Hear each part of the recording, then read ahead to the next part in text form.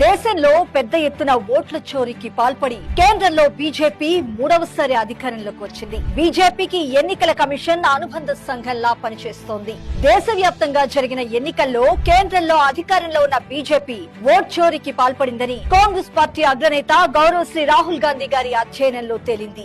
మహారాష్ట్ర, కర్ణాటకలతో పాటు ఇతర రాష్ట్రాల్లోనూ కమలం పార్టీ ఎలక్షన్ కమిషన్ తో కలిసి చేసిన జిమ్మిక్కులు బట్టబయలయ్యాయి. ఓట్ చోరీ జరిగిన తీరును వివరిస్తూ అన్ని రకాల ఆధారాలను చూపించినా కూడా మరి ఈసీ నుంచి ఎలాంటి స్పందన లేదు. ఈ నేపథ్యంలో ఓట్ చోరీకి అడ్డుకట్ట వేసి ప్రజాస్వామ్యాన్ని పరిరక్షించేందుకు కాంగ్రెస్ పార్టీ అగ్రనేత గౌరవశ్రీ రాహుల్ గాంధీ గారు దేశవ్యాప్తంగా మహోద్యమానికి శ్రీకారం చుట్టారు. త్వరలో అసెంబ్లీ ఎన్నికలు జరగబోయే బీహార్ లో ఎలక్షన్ కమిషన్ చేపట్టిన సమగ్ర ఓటరు జాబితా సవరణ వెనుక కుట్రను ఓటర్ అధికార యాత్ర చేపట్టి ప్రజలకు కళ్లకు కట్టారు. గౌరవశ్రీ రాహుల్ గాంధీ గారి స్ఫూర్తితో తెలంగాణ కాంగ్రెస్ సర్కార్ కూడా ఓట్ చోరీపై కదం తొక్కింది. ఓట్ చోరీకి వ్యతిరేకంగా రాష్ట్రంలో ప్రతి గ్రామానికి 100 మంది నుంచి సంతకాలు సేకరించాలని నిర్ణయించింది. ఈ మేరకు రాష్ట్ర వ్యాప్తంగా కాంగ్రెస్ పార్టీ శ్రేణులకు PCC chief MLC Mahesh Kumar Goud గారు పిలుపునిచ్చారు.